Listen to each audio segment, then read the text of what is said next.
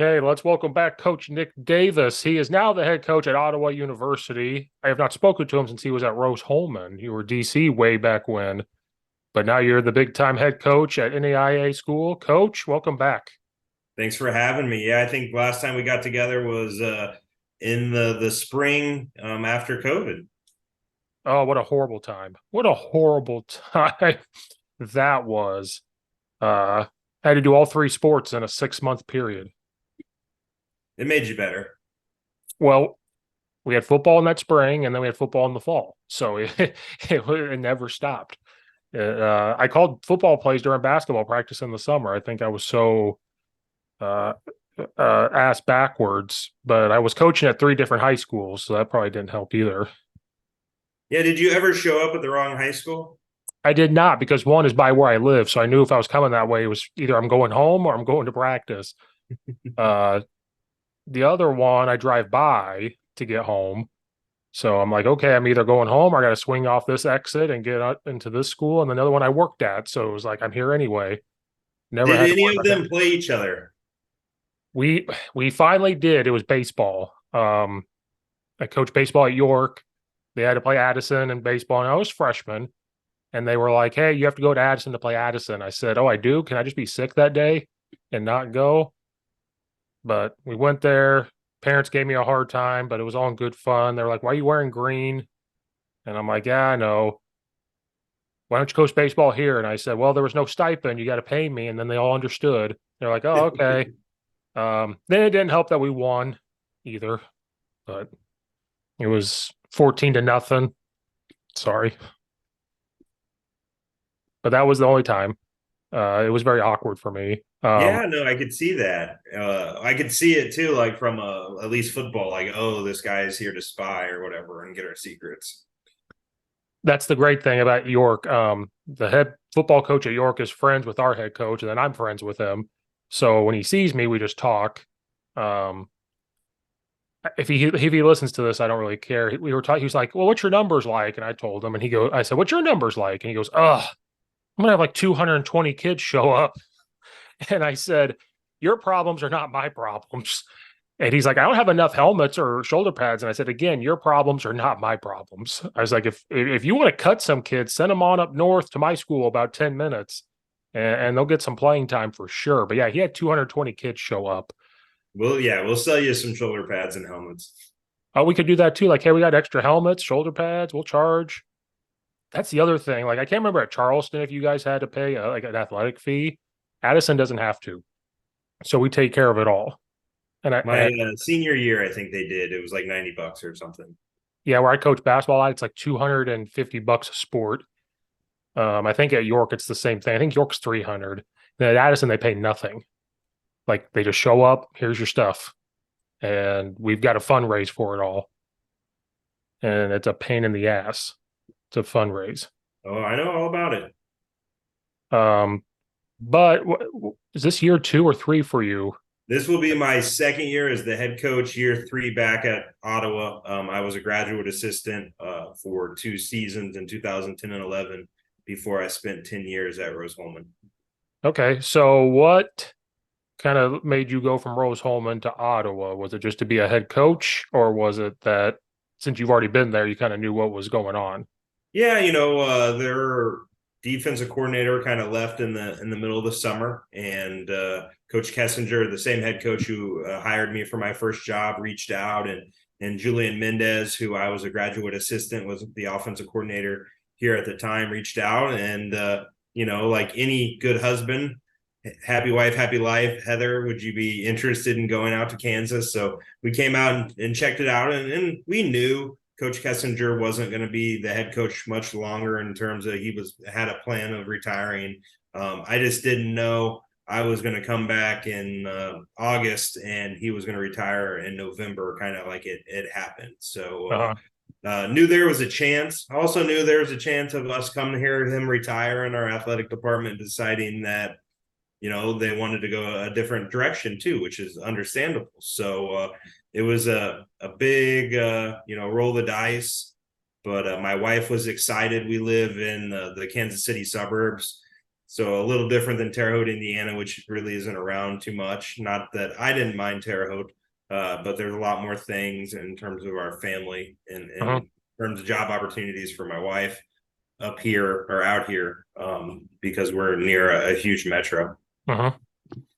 Uh, so what was it like finally becoming a head coach? Because I know that was part of your goal, even though you're at Rose Holman. What was it like to take the keys, sort of speak, and take over? Yeah, I've been pretty blessed in my career that whether it was here at Ottawa as a graduate assistant or at Rose Holman with Jeff Sokol, that everywhere I've been as the head coach has kind of let me be the head coach of whatever duty I had, whether it was defensive coordinator or strength and conditioning coach or recruiting coordinator. So I felt like I was in positions to make a lot of decisions really for the last 12 years of my, really all 12 years of my coaching career in college. I felt that I was around people that empowered me to make those decisions. Now, there was obviously things as a GA where I had a dumb idea, and Coach K is like, no, we're not doing that, or at Rose Holman, where I bring something up with Coach Sokol and he had the kind of the final say. But a lot of times that those guys put me in positions that oh yeah, that's a great idea. Let's do that and go from there. So I felt like for the last 13 years, I've been in places that have allowed me to make decisions. And the head coach, that was one thing off of his plate that he had to decide.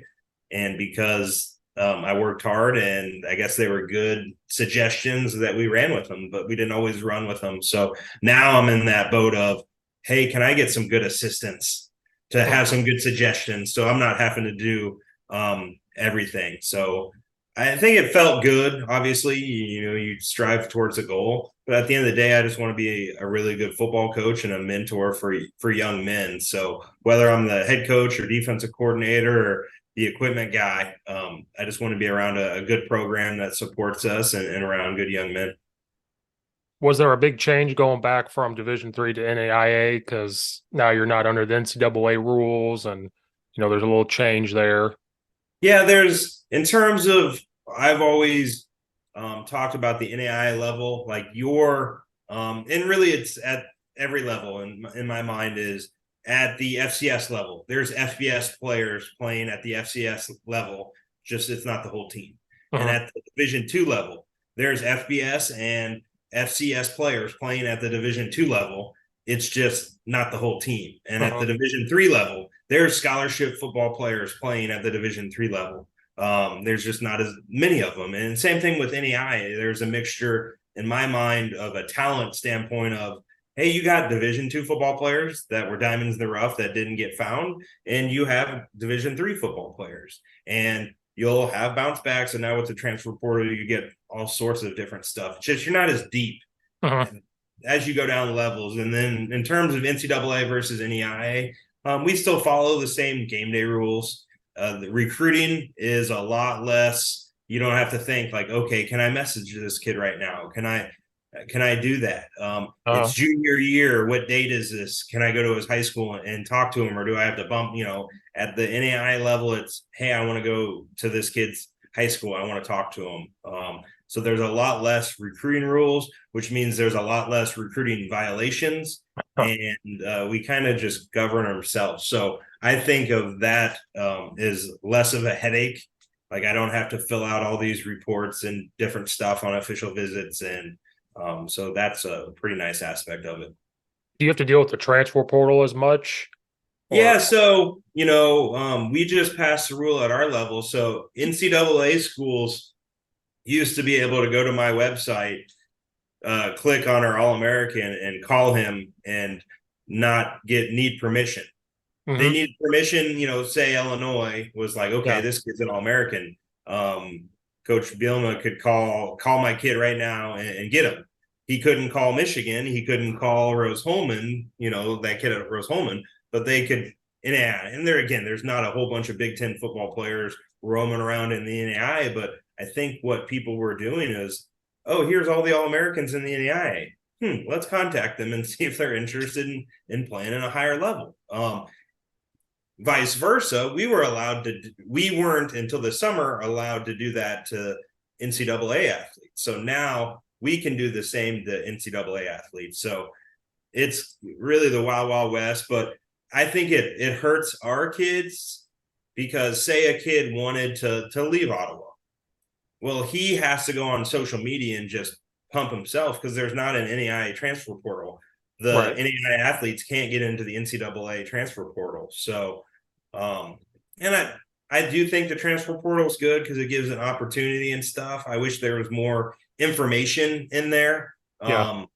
But what the transfer portal is for is that 5-star kid who didn't pan out, in my opinion, or the player that was an All-American that can go make some money, go into the next institution, or go to a, maybe a more prestigious school or a better playing opportunity. What I don't think and I don't know if that was really the intent of it. What kids don't get helped out is I'm a Division II football player and I was third string and I'm not happy with my situation. I want to leave, but I had a full scholarship at said school in South Carolina, right? Well, now I contact that kid and say, hey, we're interested in you, and I tell him that we can't offer him a full scholarship. Now that kid's like, well, no, I'm not leaving, thinks he's going to go to this other school, sits in the portal and decides I'm never going to play football again. Uh-huh. So I think it's good for if you're an All-American or you had the stars. I think it's bad for the man, I never played. Now Uh-huh. the NAIA kids, they have to plug themselves to leave. And it's in a situation where, I don't know if you've seen the stats, 50% of these kids never graduate college because they were at said NAIA school for 3 years. They transfer to go to Illinois. They weren't good enough, get cut from the Illinois team, even if they got a scholarship. And now nobody's paying for them to finish their school at Illinois, and they're not coming back to Ottawa to finish their degree. They go XFL. Now they don't have a football degree. They're not playing professional football, or they don't have a degree and they're not playing Yeah. professional football. So that's my rant on recruiting, I guess. Well, I was going to say I've talked to college coaches, and there's a lot of good stories and there's a lot of bad stories, and these kids will just sit there, and I don't think NAIA gets talked about enough because all you see is Division One, Division One. Well, if you go talk to one double A, Division Two, Division Three, NAIA, it's all different, and that's why I don't trust what the media is telling me with transfer portal stuff. I'm like, well, I'd rather talk to the sources, so I do. Some get worn out.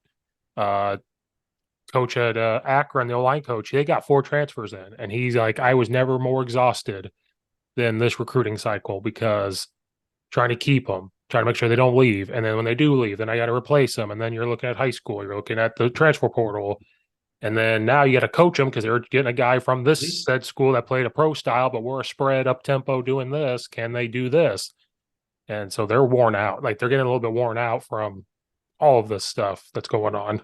And that's where I guess I appreciate this level is when we bring the kids on a visit, it's are you excited about graduating from Ottawa University? And when you do graduate from Ottawa University, what will you have done to make sure that you've had a great experience here? If the kid can't envision himself graduating here, we're not the right spot for them. Right. We want them to be here for 4 years. And again, I get kids' priorities change and all that sort of stuff, just like coaches. How many big time coaches have stayed at the same place for 4 straight years that aren't the head coach? It's asking somebody to do something for 4 straight. You don't know what's going to happen, here in a month. So there's different circumstances and stuff. So I do like the ability of the kids. It's just, who can the kids trust to educate them on, hey, this is a good decision to go in the portal. You're the 9th string defensive tackle at Illinois and your school's getting paid for. I don't know if anybody's really going to come give you a full scholarship. You were a 2-star recruit out of high school. You should probably stay at Illinois and get your degree and go on and to whatever you want to do the rest of your life. And I get it too. Hey, you got a chip on your shoulder, go try somewhere else. But grass isn't always greener sometimes. Well, name, image, and likeness too, and all that stuff they've got to deal with. Not saying there's tampering with it, but there is. You can go make this money, X, Y, and Z. I know for a fact it does. I can't give away sources, but it does happen. Well, what I'm hearing is a lot of these big schools, it's the first day of their official visit. It's all that. It's all about here's the deals that we can do for you. Here's all this sort of stuff. And the second day is, okay, here's about our school. Here's about our football Yeah. program. Yep. And kids being like, how much can I get here? And when they say, you can only get this amount, kid being like, nope, I'm out. This school told me I could get this. And Uh-huh. now some of these places, it's highest bidder. Uh-huh. So again, all that stuff is great. I want them to make money. If kids can make money, great. It's just when it's wild, like you said, wild, wild west stuff, it's gonna bite them in the ass at some point. And then you get an Alabama donor, and he goes up and talks to Coach Shay. You need to be playing this guy because I'm Yep. paying him $2 million. Why isn't this guy playing? Now you're dealing with the people you want to have your back in your program as the alums and the donators, that you need this cash and them being, making decisions within your program. Uh-huh. Well, that's what Deion Sanders said. He said it's the collectives that's the problem. It's not the actual players getting paid, it's collectives. And then people saying you're going to make this when you come here, or like, what can I make? And the head coaches go, well, we can't say because it's collectives. We don't do it. They can't. And that's when they get mad about it. And then you saw the thing with Florida. He's like, well, I'm supposed to get $2 million, shows up, but you're not getting $2 million. Like, that's crazy. Yeah, these kids need to sign contracts, but then the rules state that they're not allowed to sign contracts until they're there on campus. So, right. As a kid, you got to really trust that these conversations are the real deal. Are you glad you don't deal with that part of the headaches? I don't know if you deal quite with all those headaches, but yeah, no, I think Lamborghini's coming in and giving all of our kids Lamborghinis and briefcases. No, we don't have to deal with much of those headaches at all. Maybe we get a Pizza Time sponsor or free Subway sandwich. But there's nothing wrong with that. Like, No, there's nothing wrong with that. That saves you money for food. Like, hey, I don't have to go get into the budget. Like, they can provide. This budget can be. Well, it's hey kids, you need to provide value to these businesses to get paid.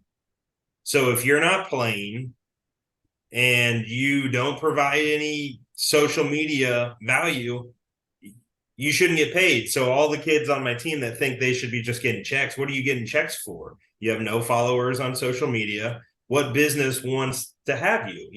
I got a kid on our team with a ton of TikTok. He should cash on his success some more because he's getting all these followers and stuff. Like, go to a company. You shouldn't go to Nike. They don't care. Go to a smaller company, and maybe even if you're not getting paid, maybe you're getting free gear out of it. And bring value to that company. If you can bring value to that company, then you should get paid. It shouldn't be, hey, I'm getting paid just because I'm a 5-star with no personality. Right. Do you have to like educate all your players on like that social media stuff on that side of it? Like, take extra time from doing all that? Like, that wasn't something at Rose-Hulman, because now it's blown up to this thing where you have to educate these guys more. Yeah, media. We've partnered with some social media companies that, it's kind of taken me out of it, because really the way the rules are written, like, I can't go, like, I can educate them, but I can't make them do anything. So it's educating them on, hey, here, if you want to do this, here, I have 40,000 followers on Twitter. There's not one company beating down my door being like, man, can you advertise for me? Like, it doesn't matter in the grand scheme of things until you have millions of people that care about you. Like, no company is going to dive in with the cash to, get you to advertise. Being the head coach there compared to maybe Division III, Division II, is there extra responsibilities that you had when you first got there? Have you been able to delegate them, or do you still have to do extra that they don't need to do necessarily? Yeah, I mean, in every NAIA school is probably different.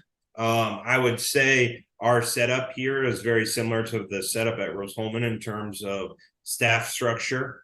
But there's NAIA schools and Division III schools that have 7, 8 full-time coaches. There's NAIA schools and Division III schools that have 2 or 3 full-time coaches. So, our staff is the same as Benedictine, and I believe their staff and Benedictine, not in Illinois, and Kansas, is full of all full-time coaches.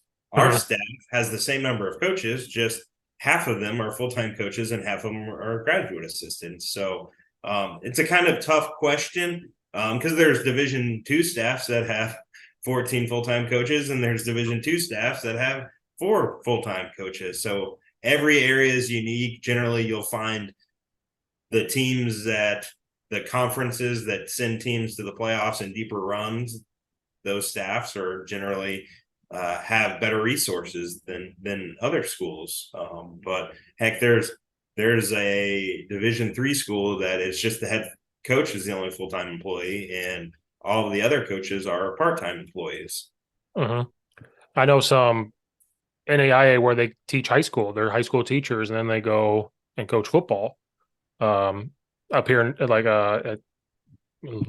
losing my brain. There's a couple of Judson? things. Yeah, that's one of them. And then, my God, I know the coach there too, and I can't think of it. They're up in the suburbs, and that's what they do. They're teachers. Then they leave at Okay. 2:30.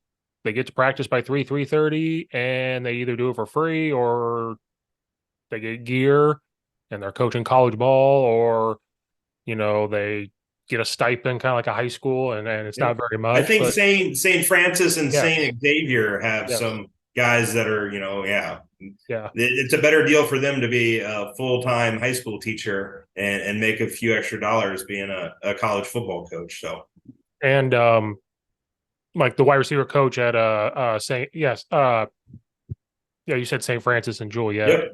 yep. He coached at Hinsdale South, and he left before I got to Addison. That's what he does. He teaches in a middle school, and he's a wide receivers coach. And so he's like, it's better because I still recruit, but I don't have to do it all day. I don't do, I send messages, on Twitter Mm-hmm. or whatever. But he's like, I didn't have to give up anything for teaching. I still get paid as a teacher. I have my retirement. I have this, and I don't have to worry about it. And so he's like, it's glorified coaching high school. He's like, I can leave, go do this, and I coach college. And so a lot of, and there's a couple Division IIIs that are doing that too now. They get volunteers from guys that could teach high school. They're like, oh, you want to come coach here? Volunteer, and you're coaching college ball and you're keeping your teaching job. And they go, sure. And then now they don't coach high school anymore. Yeah, I've seen a lot of retired, high Yeah. school head coaches or whatever that, hey, they get out of it, don't want to be a head coach anymore, but also don't want to be an assistant at a high school level for whatever reason, and have done that. So we had a coach, Doug Curry, he'd been a high school head coach in Florida and Kansas, that he came and was like, I just want to be away from the parents for Oh, a yeah. year, and had an amazing time coaching college for us. Yeah, that's also a bad thing as the parent. You don't have to deal with that as much, but like I do, I have to. It's not fun. Your interaction's different, I guess. Like, we're gonna take care of your kid, it's gonna be fine. Me, it's like, why is the kid not playing, or why is this kid playing, or Johnny's better than so and so, and they just walk up to you after a game like nothing. They'll just walk up to you and talk like nothing, and that's how it was in Charleston. But whatever. Your guy's the head coach again there at Charleston. Oh yeah, Coach Halsey, man, I'm excited to see what they do there. Yeah, sure. Bad taste in my mouth there, but that's okay. I know. He's a great guy to get them fired up. Like those kids will be ready to play for him. That was, I think, one of the coolest things about my experiences, that guys were ready to play. They wanted to play for him. So excited to see him get an opportunity that they haven't. They did better last year than what they had done. So see if they can continue to go and win some more football games, maybe get in the playoffs. Oh, we'll see. We'll see. I think they'll get turf next. Have you seen Mattoon's Very facility? nice facility. Mattoon did a phenomenal job. So hopefully Charleston pays attention and gets that and rolling. It's a small world. The head coach I work for now, he coached at Mattoon for a year. He went to Andrews High School up here, did a student teaching at York, and then a guy got the head job or not a head job, but a job at Mattoon. And he went down there for a year. I want to say it was 2010, 9 maybe. So it's just a small world. Yeah. He was there for a year. Then the guy that brought him got fired. So then um, Troy came in after that. Yep. He got a Uh, run for those guys.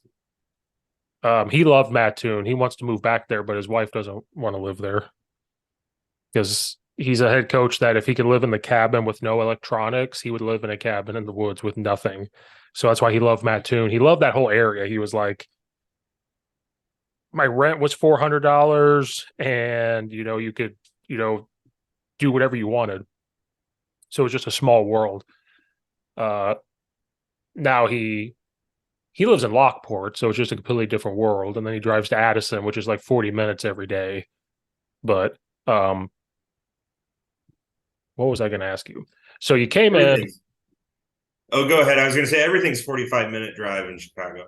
Oh, it's stupid. It's so stupid. It's like, oh, it's 8 miles. Oh, it's going to take you 25 minutes. And you're like, what? Because was it from Charleston to Mattoon? It was like 8 miles. It only took you like 10 Yeah. minutes, Yep. if that. Or like Champaign, it was like, oh, it's 40 miles, which like, yeah, it'll take me 40 minutes. Yep. Yep. Up here, it's like, oh, literally, we just went to Battle of the Big Butts at West Aurora High School. And I live 8 miles away from West Aurora High School. And I'm like, put in my phone just to make sure. And it goes, yeah, it's going to be 23 minutes. I'm like, why is it 23 minutes to go 8 miles? Get a bicycle. Oh, it would take me an hour and a half to get there in 8 miles. Uh, oh, I live right by Mattia too. It's only like 2 miles. It does take me five. That's the only one that works. It's like, oh, Mattia's 5 minutes down the road because it's 2 miles, 3 miles. I'm like, okay, I can handle that. It's a Addison's like, stoplights. that is Addison's 18 miles, and it takes me probably 20 some minutes to get there. And I got to drive 75 miles an hour to keep up. I hate it. It's They like grown the on me. speed up there. I become a Chicago driver. I visited back home, and I'm the guy like, you're going too slow, and I'm going like I've become a suburb driver because I've had to. Or I don't know if you've ever recruited there. There was Morton High School in Berwyn and Cicero. Yeah, it's the biggest high school in Illinois, right? Yeah, it's split into two. That's where John Grayson was the defensive coordinator at. We were frenemies. We went against each other for 2 years. If they make the playoffs, it'd be 8,000 kids, like their enrollment combined. To get there, because they're in our conference, to get there, the mile is not very far, but it will take us an hour and 20 minutes to get there, hour and 25 minutes to get there. To go like 18 miles because of the construction and the traffic, it will take that long. And so every year or every other year when we have to go to Morton, we're like, oh, why do we have to go to Morton? And then when we come back, it takes us 25, 30 minutes to get back. And I don't understand it. I do not understand how people like to live up here in that traffic. When they like say there's traffic, it doesn't bother them. Then me, I'm like, this is stupid. Traffic should be a tractor or a wreck. Like Yeah, it's oh yeah. one of the two. So good thing you live where you live because it's probably not as busy up Yeah, here. Kansas City traffic's not too bad at all. Or Terre Haute. I know there's nothing in Terre Haute. Nothing in Terre Haute. What does that mean? You go to Kansas City games then? You're right there. Yeah, we went to the Chiefs Bengals games the last 2 years. Ooh, those are good Playoffs. ones. That's a good one. It was just on that show on Netflix I just watched. Oh yeah. Quarterback. That's part of my away game movie watching. I'm gonna watch those. Be prepared to see Patrick Mahomes' wife a lot. That's all I'll say on that. It's more of about her than anything else. Well, good. She's owns a majority of the women's soccer team here in Kansas City. They're getting ready to build their own stadium. I'm sure they talk about that. Oh, they did. I didn't know that about her though. I'm like, oh, that's kind of cool. Um, I was going to comment on your guys' facilities. I looked at a picture of the field. I'm like, man, you guys have great looking facilities, like decent stands and a good football field. And then it's kind of cool that you and NAIA will have the track around the football field because colleges don't have that. I really like that feel. Yeah, no, we got some nice stuff. Our weight room's phenomenal. It was a $3.5 million project they just finished, which kind of helps us. You recruit a kid from Dallas and he goes to one of those 6A monster high schools down in Texas, and they have their own indoor facility, and they come up on campus and you don't have nice stuff. They're just like, what is going on? Which is the majority of small college, football. Right. But now we have a weight room that rivals anything, at our level. And we've done some phenomenal upgrades in our locker room, and we have a nice stadium, and we have a nice stands, and we have a nice press box, and they really take good care of us here. Was that planned before you got there? Or did you have to come in and kind of say, if we want to compete, we have to get these things? No, that's what I would do. No, it was I got here and I got named head coach in November, and we broke ground, or we finished the project in January. So Coach Kessinger left me a pretty good spot there. But everything we've done with our locker room has been changed since me taking over as our head coach. Because most coaches come in, they say, this is what we need. Especially when you're new, because they're like, okay, he's brand new, we got to give him what he wants. And then after a while, it's like, okay, you've asked for enough. At least at the high school, that's what happens. Yeah. Hey, brand new, I need this, this, this, and this. And then when it doesn't work, they say, well, we spent enough. We don't need to do it anymore. So when you got there, did you come in and say, we're going to continue to run the defense that I want to run because I've had success with it? Or was there something you had to tweak when you got there, whether it was conference, whether it was the type of players you're going to have now? Because Rose-Hulman, you have really nothing against Iowa, but Rose-Hulman, those kids' GPAs are like perfect. Like you're dealing with really, really smart kids. You could put in a lot more.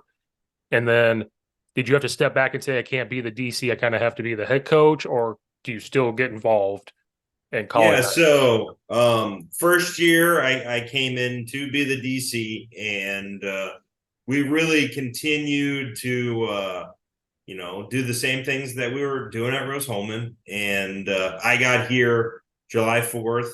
The kids come in August, so we had about a month to put a completely different staff, or we had our staff here. But I think for the first time,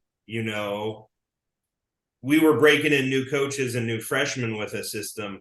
I was the one who knew the system, and no one else in the whole entire organization knew the system. So I probably tried to do maybe too much in year one, but figured out what we were good at and kind of bought in. And then I got named head coach, and we promoted our special teams coordinator to the DC. And again, my always biggest thing is, hey, let's be consistent with terminology. So I said, hey, Wes, you can take this in whatever direction that you want within what we've already installed.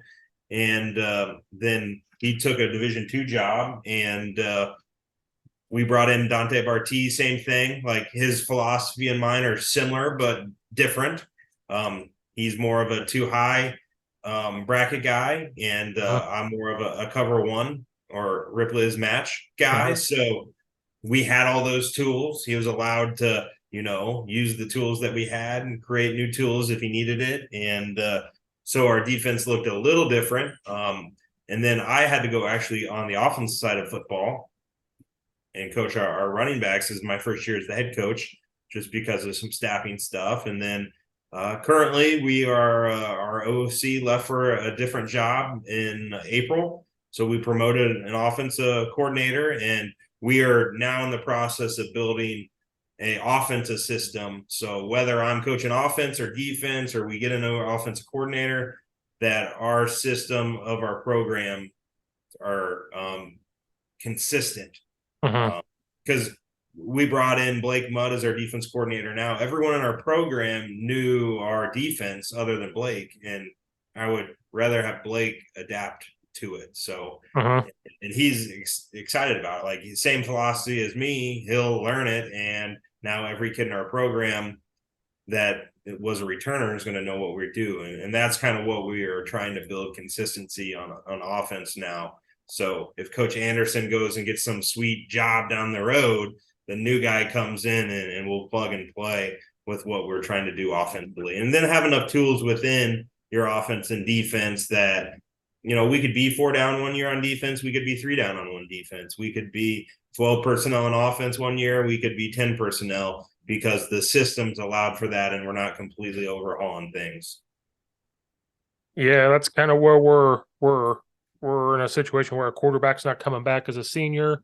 Good luck to him. Wants to do baseball, focus on baseball, going to be a senior.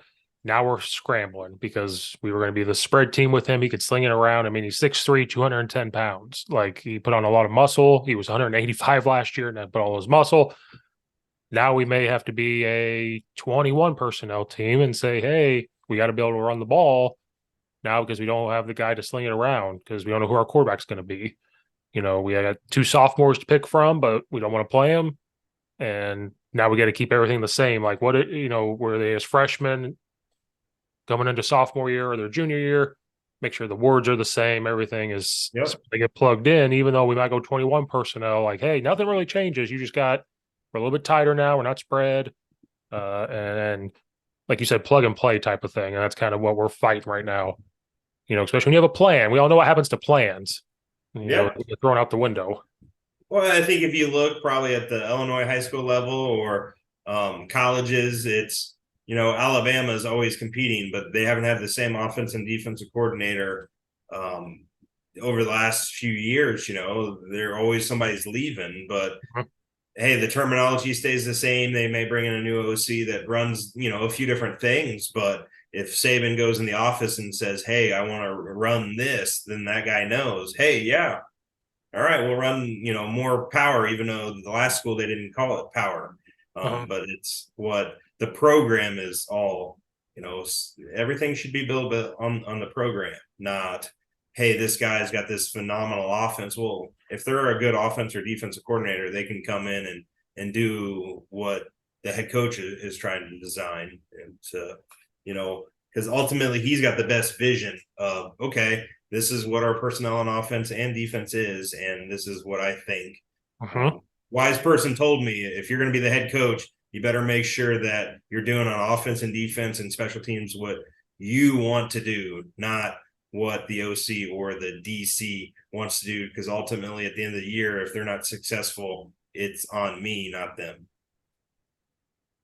So you had to go to the dark side and go to offense. I love it. Love that you had coaching the O-line this season.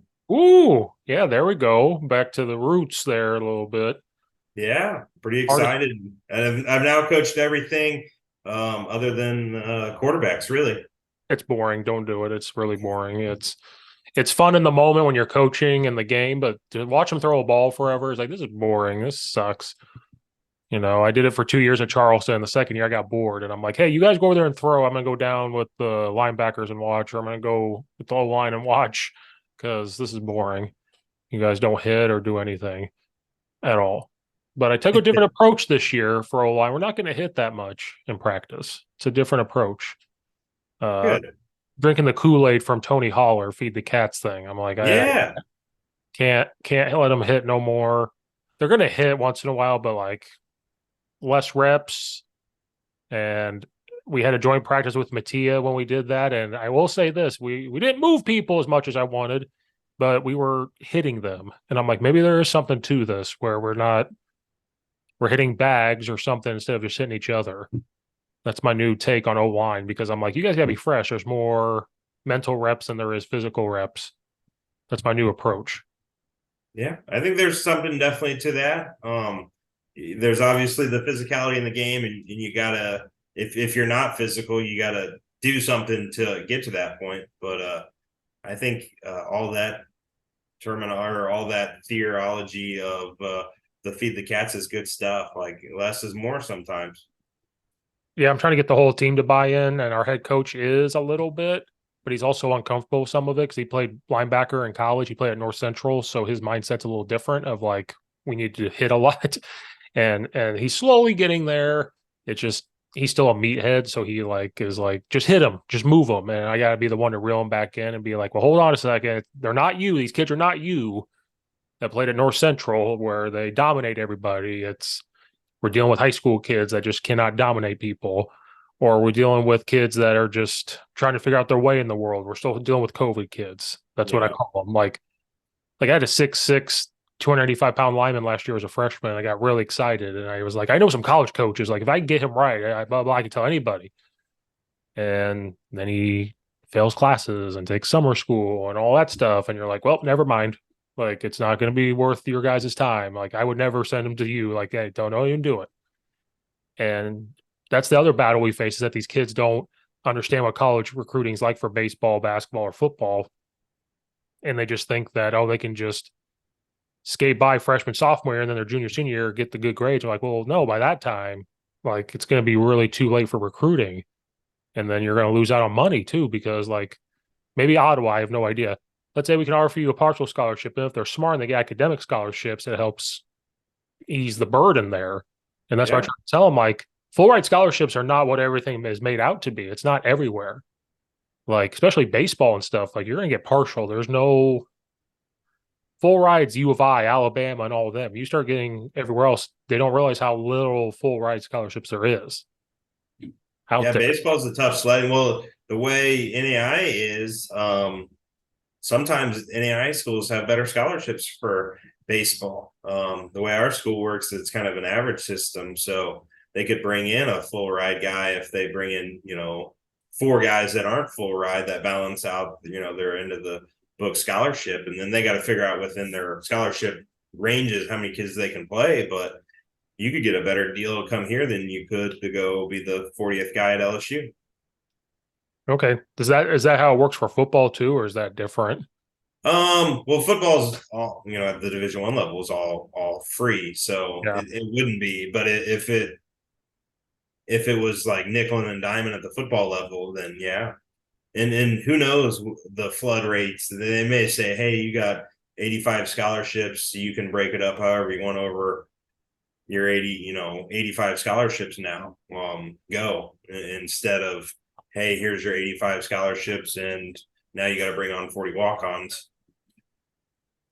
So, like, for you guys, like, do you guys have any full ride, or is it all partial for football? Yeah, so like it's all we have no full scholarship, so everybody's paying something. But if they got a Pell Grant and they took out loans and stuff, then they could, like, if their package and their grades and all that sort of stuff, it could work out to where they got a good deal. But we are not saying, hey, this kid is not paying anything regardless of his economic situation or his academic situation. We don't do that here just because we need money to operate, as a school.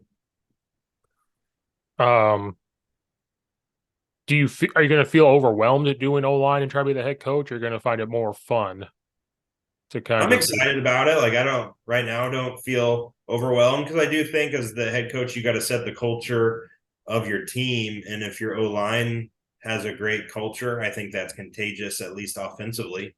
But if they're working hard and they got great attitudes and stuff, you're hoping it rubs off on the defensive line too. So I think we're in different spots in terms of the culture on our team. I think our defensive culture is a lot better than our offensive culture. And it's easy, right? Like, defense is I think, more team oriented than offense is more me oriented, with the skill players.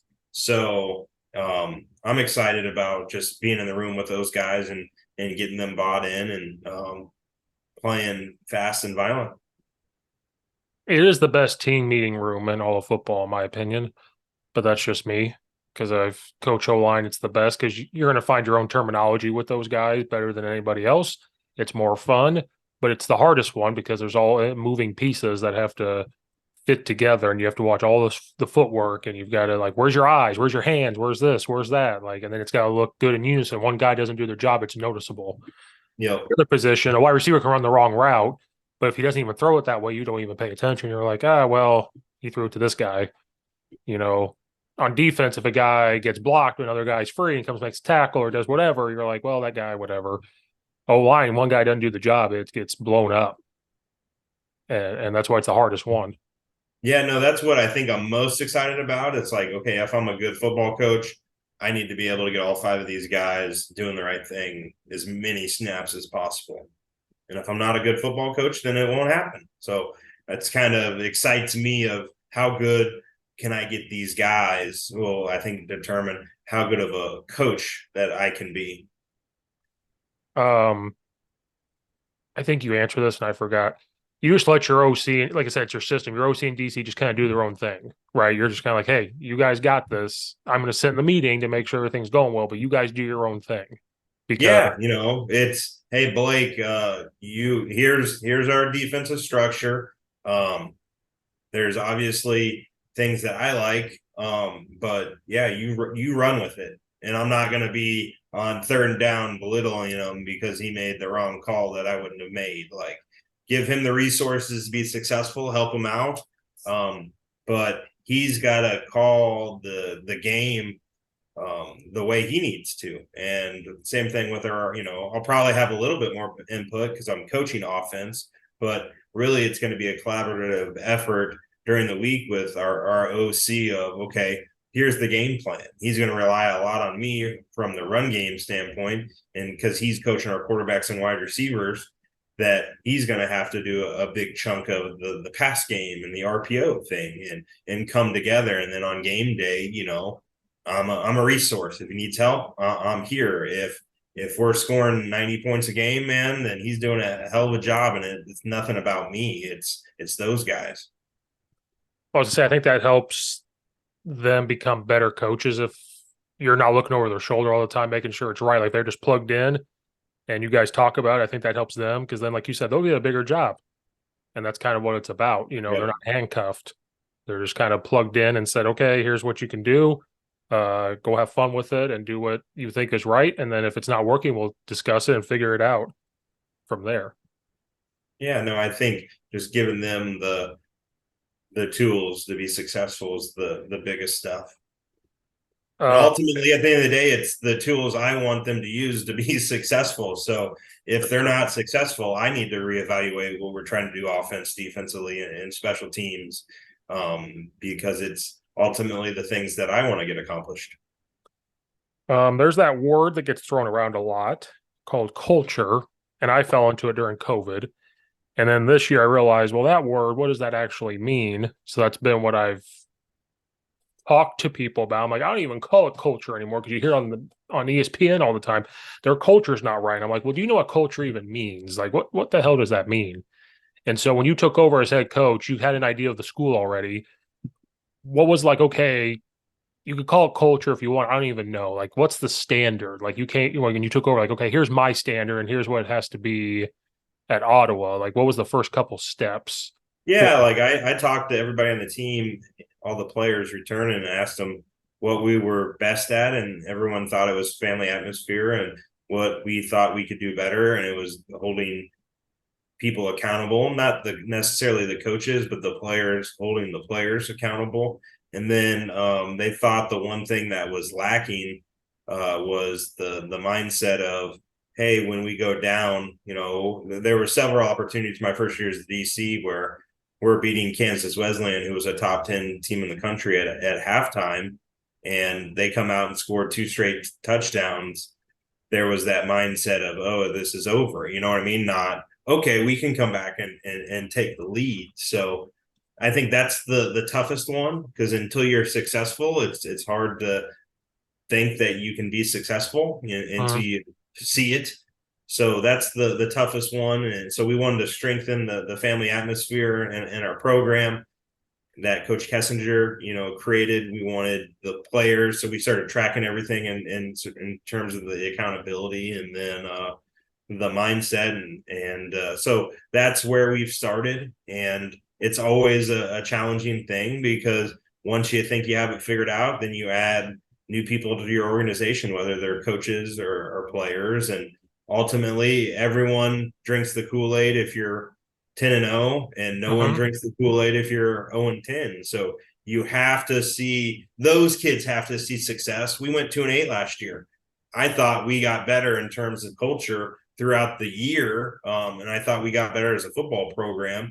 And I think there was areas that we took better strides in the year when we were 5-6, but ultimately from the outside, and a lot of your players and the coaches, and even me at times, right, I'm thinking, man, we're a bad football program because of that record, not necessarily the feel behind it. So it's one of those things. Until you see success, you're afraid to jump on board, and it's creating that success, whether it's in practice doing it, or showing the kids.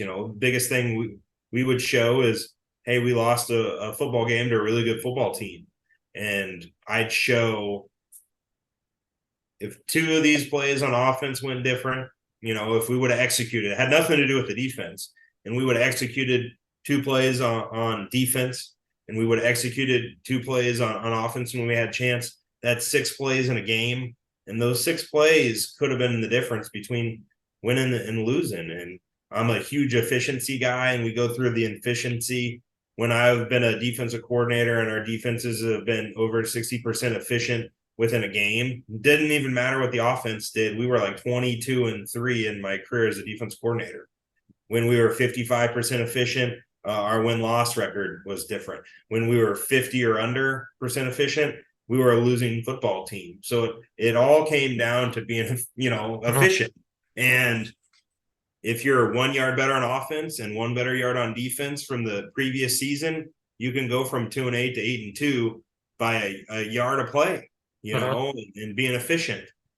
So those are things that I think are just as important with the culture thing, is teaching the kids about the game, right? Like, Right. You lose by 5 touchdowns, it could be a close game. You could lose by 5 touchdowns and you got, massacred. It's how do you execute in situations when your back's against the wall. So I think those are huge things that I try to educate our kids with, after the games, whether we won or lost. You could win and you could be like, hey, if you're a 10-0 team, if these 2 plays didn't work out in our favor here and those here and here, we would have lost, boys. Like, it shows you that the game comes down to probably less than 10 plays a lot of the times. Kind of happened to us. We were down by 6. Homecoming, we get the ball back with 1:30, or we're down by 4 or 5. I don't remember. We drove down and scored. And we got lucky. We had a pass interference call that got us there. And we were like, see, that one play for them screwed it up, but it helped us out. And we ended up winning. But we're like, if we didn't get that pass interference call, we lose. Or if this didn't happen, we lose. And because our kids thought we just won by 50. And I was like, that's great. You feel like you won by 50. That's great. But then on Saturday morning, you're like, well, hold on. Look at this. Like, because that's a good point. Everything comes down to that. It could be a couple plays, like not a burned play, but like a missed tackle, or like, hey, you didn't hustle on this and there was a fumble. And if you would have hustled, you grab the fumble, but another kid hustled and they got it, those type of things. And that changes the whole game right there. So that's it's a game where everybody's trying to be as perfect as possible, and it comes down to the team that's the most perfect. Well, Coach, I took a lot of your time. I appreciate it because you're a big time now. You're a big time head coach.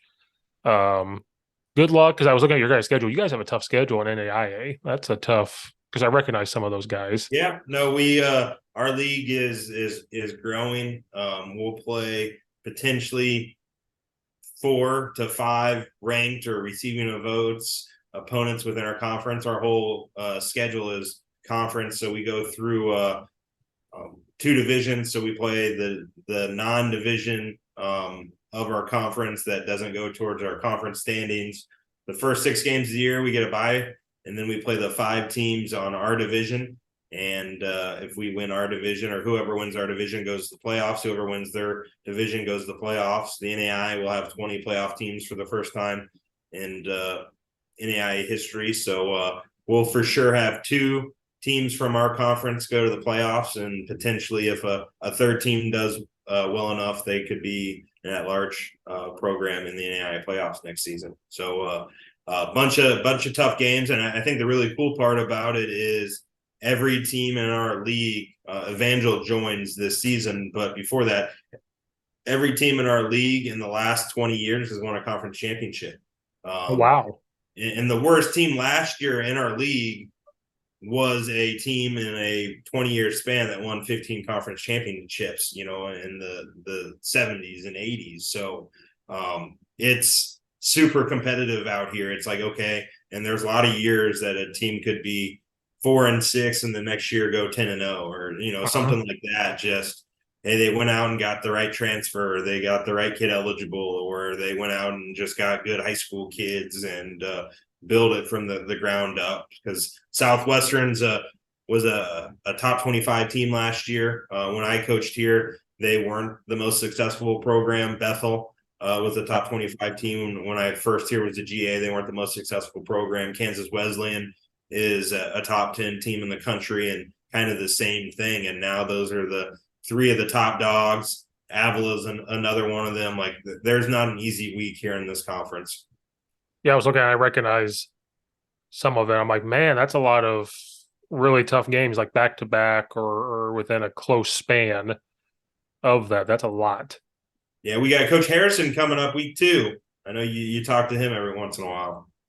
Yeah, he was supposed to come on and then we couldn't make it work. Yeah, because he was at Bethel and then he went to Friends, right? Yeah. Yep. Yeah. But that's the thing. Like, he's a good guy. So it's not one of those things you have to hate him. He just, No. because there's still good coaches in NAIA too, like, Yeah, we're playing those guys in junior varsity. Like, so I like Coach Harrison. He's a good dude. He's all about his program. I want to be all about my program. But at the end of the day, there's good football coaches too, man. And you always think you're a rival, but you get there on game day and you talk to him, you're like, oh, this guy's just like me. yeah. Yeah. I came from high school and then went up to there. Yeah. Yeah. I've talked to him a couple times. Man, a lot of people say yes to this podcast. I don't know why. Don't know why. Might be getting the old line coach from Colorado on too. Well, yeah, it's that $1,000 check you send, right? Yeah, sure. That's where my stipend goes. I'm just kidding. There's no, I am not getting $1,000. If you guys did, then hit me up in my DM. I'm gonna get a lawyer calling me soon. Oh, wait a minute. Well, I appreciate it, Steve. You take care and best of luck. All right. I'm looking forward to our next conversation. All right. Absolutely.